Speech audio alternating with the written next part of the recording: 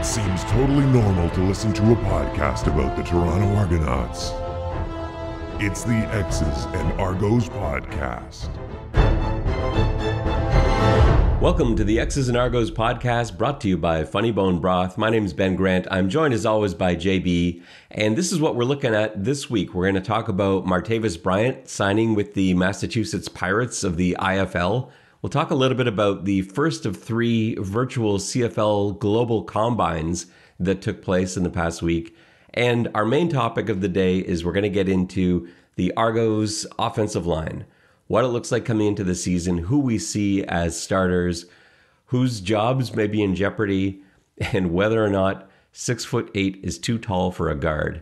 So that's what we've got on tap today. JB, let's start it off with the news that broke last week about Martavis Bryant signing with the IFL's Massachusetts Pirates. Initial thoughts? My initial thought is that his agent has some inside information on the likelihood of there being a CFL season and has found a plan B for his client. I mean, that would be my initial impression. That's pretty conspiracy heavy. Well, I mean, it's just, as Willie would say, business is business. I think that it doesn't make any sense if he feels like there is going to be a CFL season to join that league. So I don't know what unless the Argos, I can't imagine. I mean, they didn't cut him, so I can't imagine what would inspire him to join this, really kind of minor league football deal if he didn't think that it was going to be the only football he was going to get to play this summer. Well, first of all, thank you for dropping the Death of a Salesman reference. We don't get nearly enough Death of a Salesman on our Argos podcast. I but agree. Aside from that, he says it's to get tuned up for the season. And the reason I think that's believable is he hasn't played football in a while. And so getting out there, working out, running routes, catching balls, it is a weird league. I actually quite like watching the IFL. I am a former Arena League season ticket holder. I enjoy that brand of football, even though I recognize how ridiculous it is playing football in a hockey rink. But, it does get you in shape. He would certainly be out there catching passes, running around, doing all that stuff. So I could see that side of it. But Bryant also has access to terrific trainers and the facilities that we've got here, as well as his own facilities in the States that he can use. So it just seemed a little bit odd to me. Well, the fact that the Argos didn't make any announcement or say, like, way to go, Martavis, get sharp for us, or it makes me feel like, I don't know, it feels like he's doing this unilaterally. Like, where, if he cleared this with the Argos, why wouldn't they say something? It was weird that they didn't make a statement. I reached out to them as well, and I haven't heard back, although that was over the Easter weekend. But I don't know what their perspective on it is. I actually had a couple of players DM me and ask if this is allowed, which I thought was kind of funny because I don't know. I don't know what the regulations are there, what his contract says. Of course, we have no way of knowing what his contract says. But I suppose if they really wanted to allow this to happen, they could just, release him under the sort of understanding that he would re-sign after this league is done. The whole thing is very odd. But I know we've also got Sean Oakman, who's been playing, at least recently, in the fan-controlled football league. And that is the same kind of deal where I wouldn't have thought that would be something the Argos were cool with. But maybe they are. Maybe it's fine with them. Maybe from their point of view, maybe they're looking around and saying, well, what can we say? We haven't played football in 17 months.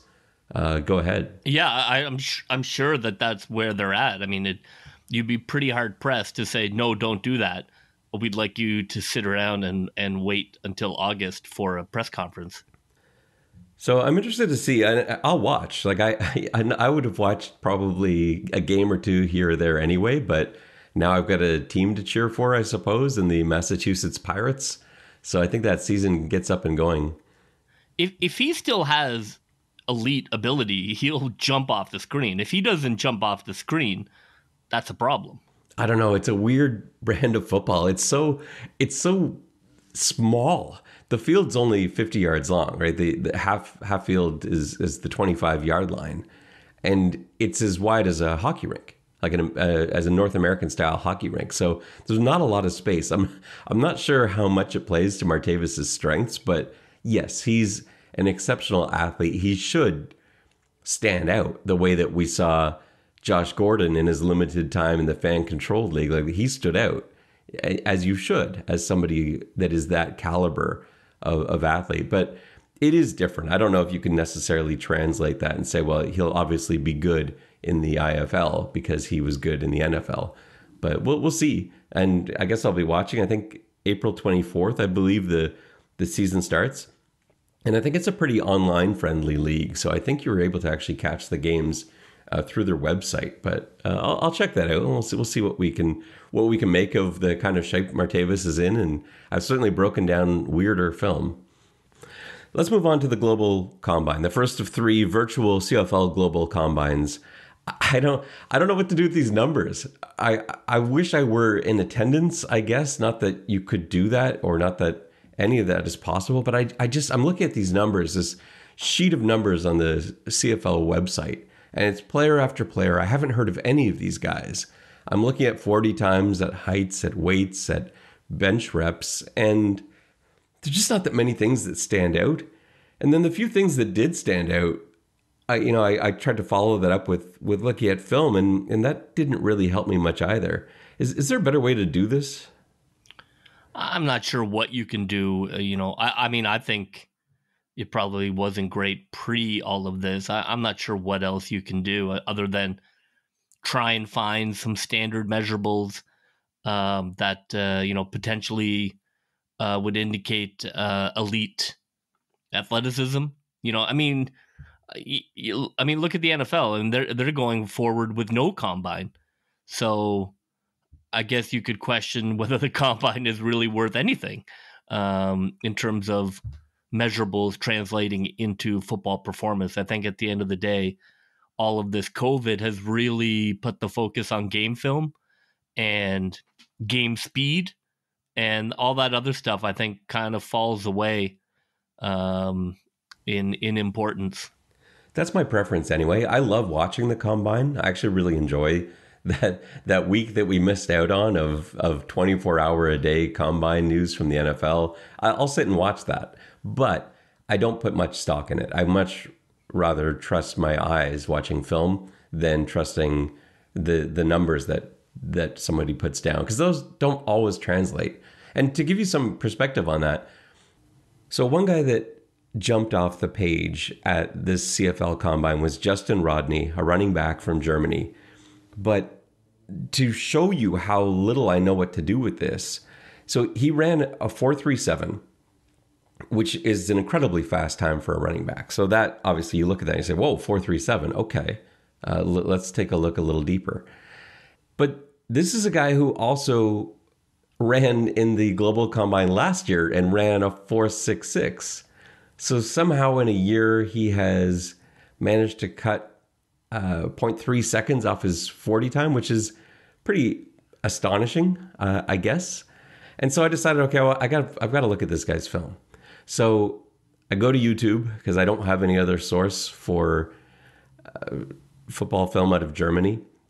And I'm watching him play for the Frankfurt Universe, and he just doesn't look like a 4.37 athlete. He looked like a good running back.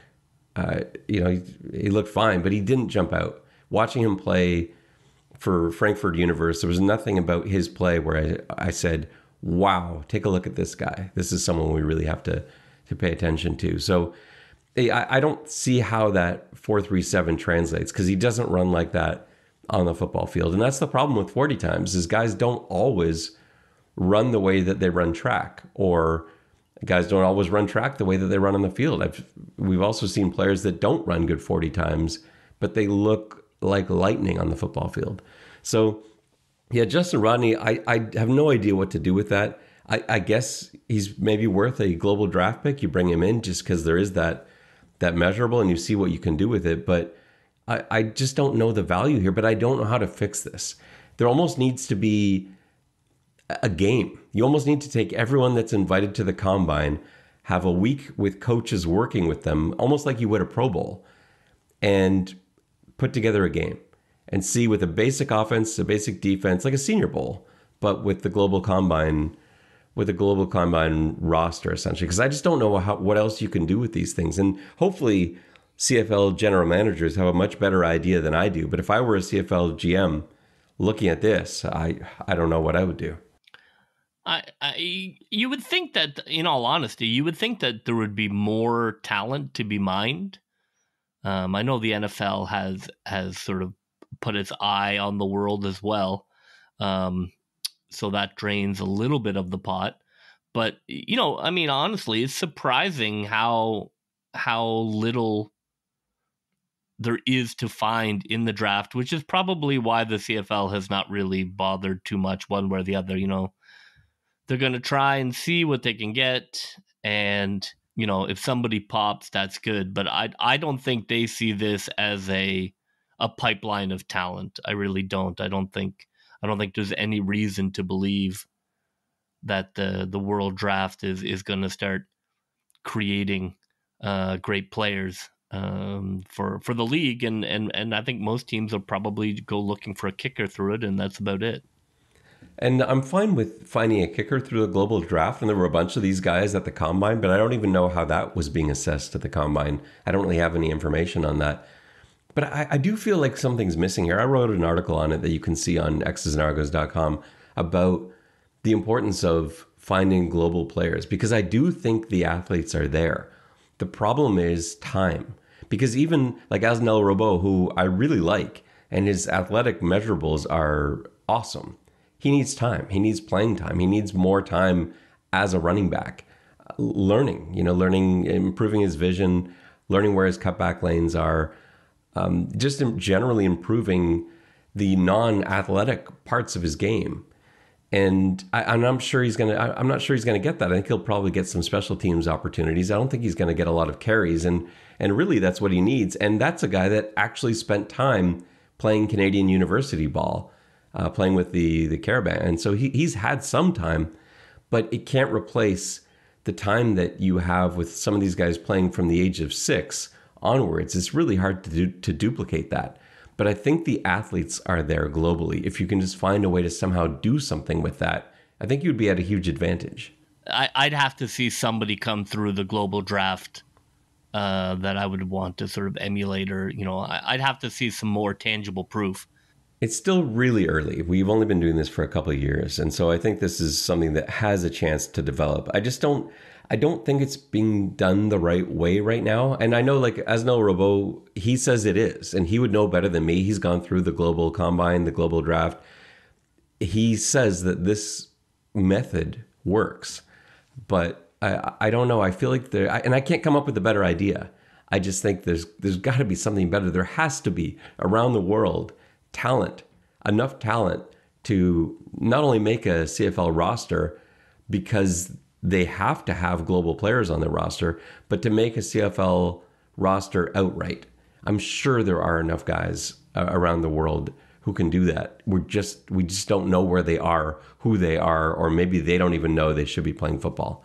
And I don't know how to fix that. I guess exposure. I guess that's the number one thing. But I would love to see this global combine and draft really turn into something big, something exciting, and it's obviously not there yet. All right, let's move on to our main topic of the day, the Argos offensive line. So the first thing that jumps off the page to me is how few offensive linemen we have under contract right now. So we've talked about the number of DBs we've got, over 20 DBs for 5 or 5.5 spots, over 20 receivers for 5 spots. And here we've got 5 offensive line spots, and yet only 13 guys under contract. What do you make of that as maybe a way to start this conversation out? I read into it that the team is quite confident that they have the 9 guys they want already, and are basically ready to move forward with that. I mean, that's what I read into it. I mean, I guess you could read in that there is a dearth of camp bodies available, but I'm going to take a more optimistic view and just believe that they think they have their crew and are not worried about bringing in a lot of more bodies. Look at you being optimistic. Well, I mean, it probably is because they can't find any camp bodies. But anyways, you couldn't hold it. You were optimistic for 5 seconds, and you couldn't keep it. So I think you're right, though. I think that's not about the camp bodies. I think you're right in that they know who these guys are. There are not the same number of question marks. Really, the only question mark I have with this whole group is Blake Camper. He's the only guy that I kind of look at. I'm not really sure. Maybe I could put Norman Price in that category too. But most of these guys, we know what they are. They're pretty easy to quantify, and I don't think there's any need. Whereas with the receiver group, with the DB group, there's so many guys there that they need to see. We've got to see, well, who is this guy? Like, we know what he did in this format or in this league or these combine numbers, but we've got to actually see him play. Most of these guys, especially the starters, have CFL experience. In fact, all 5 starters that I've projected have a significant amount of CFL time. And so I think that's a really nice place to start. I don't think there's any other positional group where you can say that. So to me, that's why they don't have nearly as many bodies in there, because it would do nothing but confuse, but take away reps from people they really do want to assess. And, those people are some of the more recent draft picks like Starzala and Shane Richards. I'm really interested in seeing. I think we'd all like to see what Dylan Giffen looks like now that he's had an extra year. And Theron Churchill, recent draft picks. Like, these are the guys they want to evaluate. And I think bringing in other guys from the outside as camp bodies doesn't help you at all. It just makes your drills too crowded. Let's look down the line and sort of see what we've got here. So I've projected Isaiah Cage at left tackle, and I think he's probably, I don't know that he's a lock to finish the season at left tackle. I think he probably starts there because he's got the experience, and he has played for Toronto at left tackle. He had some injury issues, but I think that's probably where he begins the season. The question is somebody going to unseat him? And I don't know who that would be. I know Dylan Giffen has played left tackle. He seems most comfortable on that side.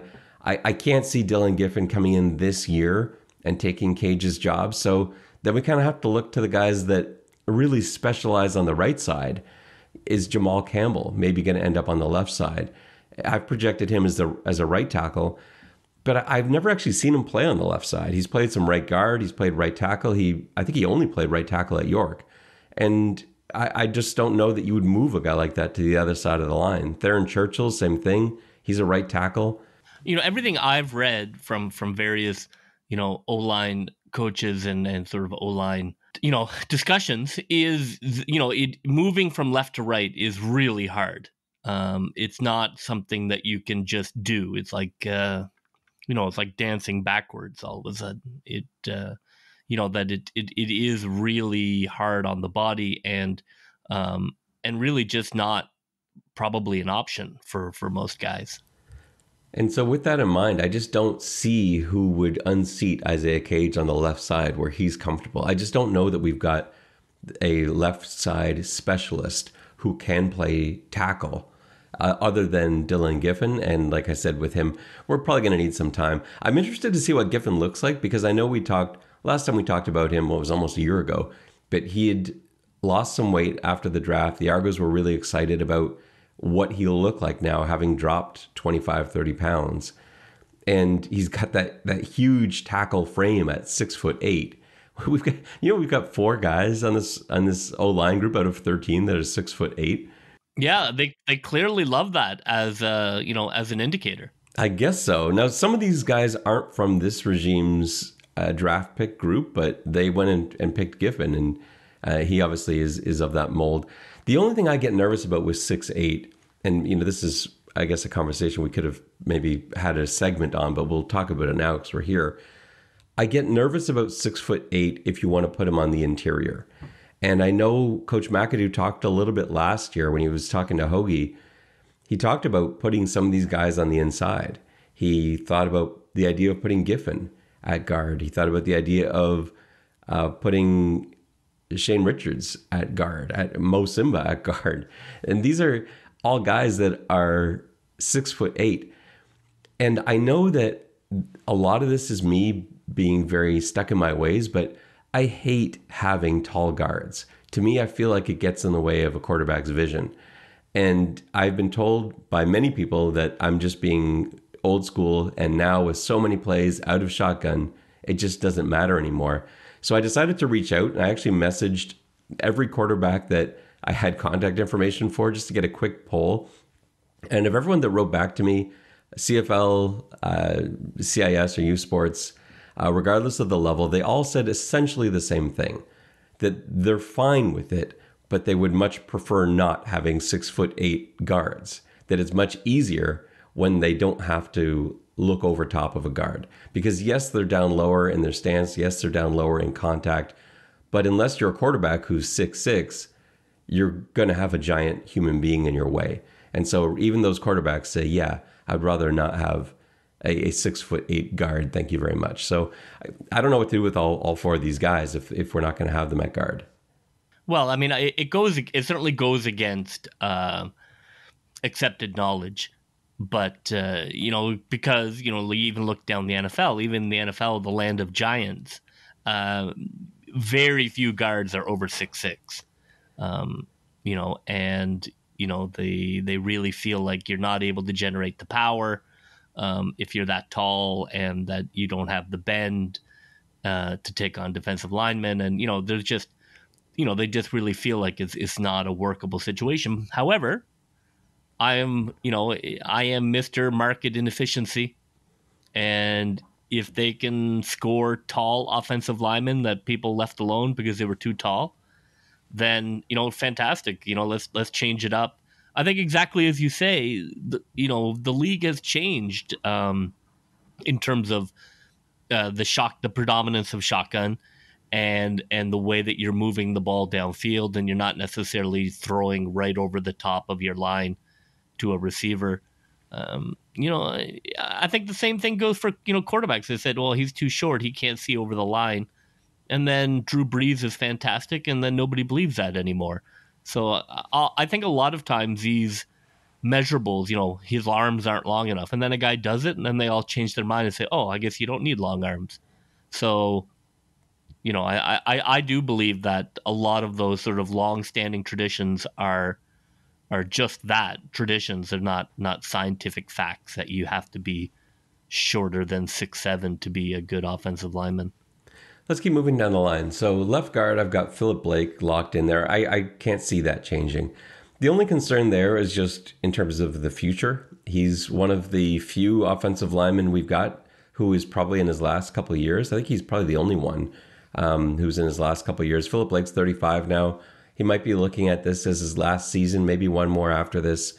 And I love him on the team because he has that experience. He has the knowledge. He can be a leader on this unit, but he also has that flexibility. What's so great about him is that he can play anywhere. I know we were talking about him last year potentially being the center, and that's probably not the best spot for him, even though that's what he played at in the NCAA, and that was the plan when he was drafted by Denver, was to play him at center. But I think he's better as a guard.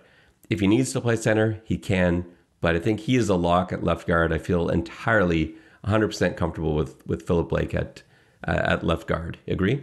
Yeah, I think that makes the most sense. I think that offensive line was a huge problem in 2019. And obviously your offensive line success is tied directly to your quarterback ability. You rarely have a great offensive line and a terrible quarterback. They're very sort of connected. There's symbiosis there in terms of a quarterback makes the offensive line good. The offensive line makes a quarterback good if they're quick with their release and their reads are good. But I think the improvement along the line is definitely one of the reasons to be optimistic about at least a 5 or 6 game improvement in their record, because I think they have an actual offensive line. And I think in 2019, they were drawing stuff up in the dirt, and it did not go well. if we move on to center, that's a position I'm less confident about, although I know who our guy is. That's Cody Speller. I don't think there's any doubt about that. The reason, and I hate to doubt Cody Speller because I doubted him before and he showed that I was wrong. Just watching him play at McMaster, I didn't see a CFL player, and he wasn't drafted, and that didn't surprise me because just from watching enough MAC games, nothing ever crossed my mind that this was going to be a guy that was going to be playing in the CFL. So he ends up getting picked up by Winnipeg as an undrafted free agent, and he's on the practice roster. And I thought, well, good for him. He made the practice roster. And I sort of had that as his ceiling. But then he not only got into games playing guard, he then got into Winnipeg's Grey Cup run as a center through the playoffs, playing center through several playoff games, winning a Grey Cup as the starting center. And his film looks really good. He looks like a totally different guy.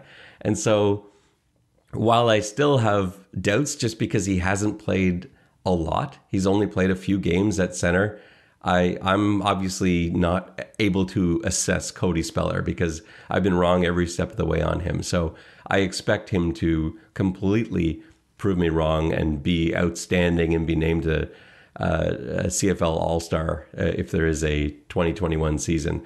But yeah, I wish we had someone a little bit more experienced, but at least we have a center. We were going into last year thinking that maybe it was going to be Eric Starzala, who just hadn't played a lot of center. Maybe it was going to be, I think we had Ty Allen at the time, who we thought, well, maybe he'll play center. We just didn't know. So now at least we know Cody Speller is going to be the center, and those two positions, left guard and center, will be locked up. Yeah, and to go back to my point, I think that ideally, if we have turned the corner on quarterback, I think that that's going to improve everybody's performance, across the board in terms of the offensive line being more successful. Is that's really connected to the offense being a lot more successful. You know something too with a lot of these guys, and I know it's the CFL, but most of these guys are much better at pass blocking than run blocking. And Speller, I put into that category too. He's a guy that I'm very comfortable with as a pass blocker. I find I don't see as much from him, from Blake, I do from Bladek. I was going to say Bladek too, but maybe that's not true with him. But I think most of these guys are much better pass blockers. But that's okay. This is the CFL. We're going to be throwing most of the time. I'm completely comfortable with that. So let's talk about the right guard spot. I've got Dariusz Bladek penciled in. He's another McAdoo guy coming over from Saskatchewan. So my thought is that they bring him over because they believe he's going to start. But I don't think that's guaranteed. The main guy he's got to be competing against, in my mind, is Shane Richards, who was the first overall pick in the CFL draft in 2019. It didn't really work that well with the Argos. He had injury issues right off the bat and never really got a chance to compete. And he also had some weight problems. He put on a ton of weight. I believe he said he was weighing at 350 by the end of the season, as opposed to his playing weight that was around 320. And he looks in terrific shape. He's been doing some boxing. He's been keeping in great shape. He actually needs to add some weight now, I think. And that's a much better position to be in, I think, coming into camp. Because he's still got that 6'8" size and the incredible strength. But now he's got that added mobility that you get when you shed 50 pounds. So, yeah, he looks fantastic. So I think that's going to be a pretty good battle, watching he and Dariusz battle it out for the right guard spot. But again, we'll see if being 6'8" is something that hampers him or not. And I'm all for giving players who got drafted that high another chance. I mean, I think that's just smart football to, obviously the measurables were there, just to find out, look, was it a coaching issue, a program fit, a maturity issue that's been resolved, and find out. Like, look, sometimes it is, sometimes it isn't, but I think it's a terrific idea to find out. And then at right tackle, we've got Jamal Campbell, and I think that's a lock to start the season. He's awesome, and we know that the management really like him. We know McAdoo really likes him. He's come out and talked about how he tried to get him actually out to Saskatchewan a couple times, and couldn't, and he's now happy to have him here. So those endorsements coming from McAdoo, endorsements coming from Dinwiddie, coming from Pinball and Murphy, I think that pretty much guarantees that Jamal Campbell is going to be the starting right tackle. And I think that makes sense. He's always had those quick feet. He's got a ton of strength now, something that he didn't really show at York, where he wasn't able to bully everybody he went up against. And now with that extra time that he spent in the weight room, he's still got those quick feet. I think he's a pretty much a lock at right tackle. But then we've got questions. So now with the other guys, like what do we do with Theron Churchill? He's a first round draft pick from last season. Clearly the coaching staff, the management are very high on Theron Churchill. Where does he break in? He's only really played on the right side. Are they going to try and convert him into a guard and have him compete for that right guard spot? Are they looking at left tackle? What do you think? I don't think they should move people around. That's just my personal kind of opinion. I think that I would leave him where he is, and then you have great depth on one side, and then you've got to go looking. Look, maybe they feel they can move him, but I don't like that as an idea. I think it's a case by case thing. So there are some guys that seem to be able to transition seamlessly. They play left tackle, then they play right tackle, and there's no drop off in their game, or very little drop off in their game. But some guys can't do it at all. Some guys look like an entirely different player. You suddenly move the side that they're on, and it looks like they're starting from scratch, like a baby animal learning to walk. Like it's so awkward. And so I don't know what type of guy Theron Churchill is. Maybe he can play left tackle. Maybe he looks just as comfortable there as the right side, in which case then I probably would have him penciled in behind Isaiah Cage on the left side. But I don't have access to that information. I don't know what he looks like on the left. And so I'm probably going to leave him for now behind Jamal Campbell at right tackle. But he's a guy that they obviously want to get on the field. Guys like him, guys like Shane Richards, they're waiting for opportunities. And like I said before, the only aging offensive lineman we've got is Philip Blake. And so are any of these guys the left guard of the future? And I don't know that we've got the answer to that.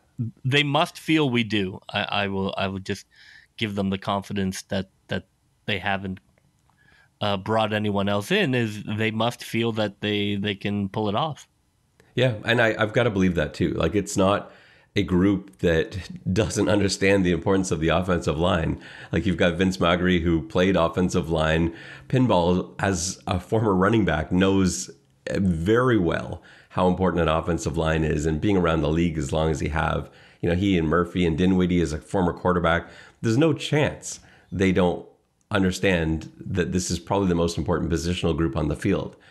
And the fact that they've only brought 13 in, like we said off the top, that probably tells us they feel really comfortable that not only do they have a starting 5 in this 13, they've got players for the future, so that when Philip Blake does decide to eventually hang it up, there's someone they can plug in there, whether it ends up being one of the 6-8 guys that we've got on our list, whether it ends up being Theron Churchill, or maybe even Dejan Allen, who the only reason I've written him off is that he's American. And we've kind of got Canadians penciled in the interior there, actually all the way over to from left guard all the way over to right tackle as Canadian spots. They do have enough flexibility in this roster that they don't need all 4 of those spots to be exclusively Canadian. And Dejan Allen, he played everywhere but center at Hawaii. And he looked really good doing it. He can play guard, he can play tackle, he can play right side, he can play left side. He's just one of those Swiss Army knives that you love to have. And so I'm kind of thinking of him as maybe he ends up being the 6th man dressed on game day if you're only dressing 6. Maybe it's someone like him who, no matter who goes down, you've got an answer. If Speller were to go down at center, you can move over Blake to play center. Allen slips in at left guard. If it's one of the tackles that goes down, well, Allen can just plug and play right there. And he can play both guard spots. So, he's a guy that has a ton of value. But with all these other promising Canadian draft picks that we've got, who knows? And then it goes back to our original thing. How many of these guys are we going to keep?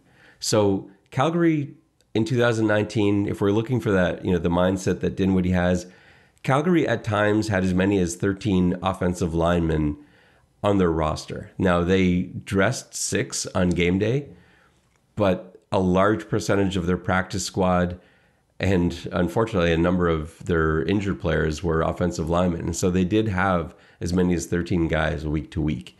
And I think as few as 11, but I don't think it went any lower than that.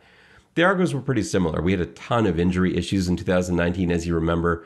But to start off the year, they were actually dressing 8 linemen for a few weeks in a row before the injuries started to factor in. So I could see us keeping somewhere in the neighborhood of 10 to 12 of these guys in some form or another on the roster.